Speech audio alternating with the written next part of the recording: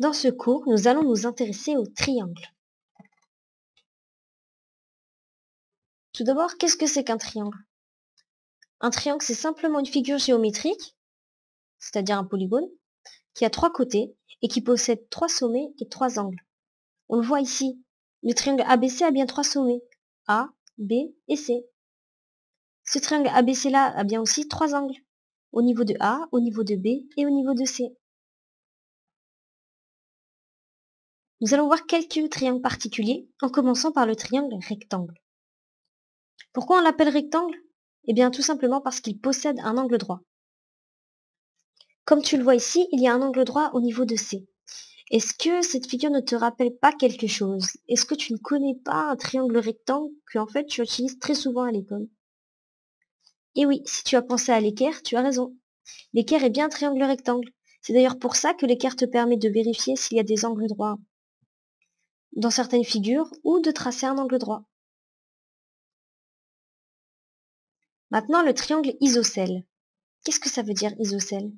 Eh bien, ça veut tout simplement dire qu'il s'agit d'un triangle qui a 2 côtés de même longueur. On le voit bien sur cette figure ici. Les côtés AB et AC sont de même longueur. Maintenant, nous allons voir une technique pour dessiner un triangle isocèle à l'aide d'une règle et d'un compas. On commence par tracer un segment AB, par exemple qui vaut 7 cm.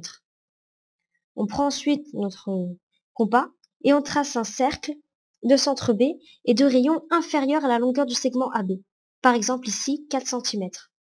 On conserve bien cette longueur et cette fois on trace le cercle de même rayon mais partant de A. Et l'intersection entre les deux cercles va nous donner notre troisième sommet que l'on appelle C. On trace alors et on obtient notre triangle isocèle avec ici les côtés AC et CB qui sont de même longueur. Passons maintenant au triangle équilatéral. Qu'est-ce que ça veut dire ça, équilatéral?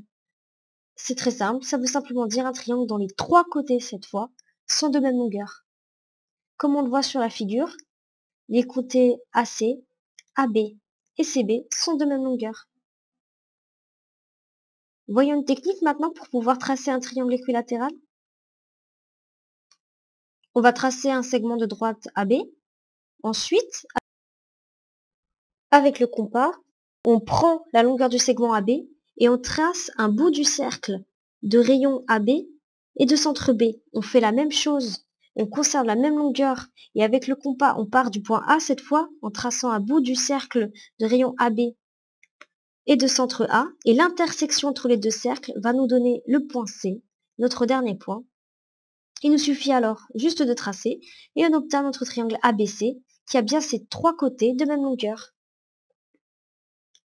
Et voilà, tu as tracé un triangle équilatéral.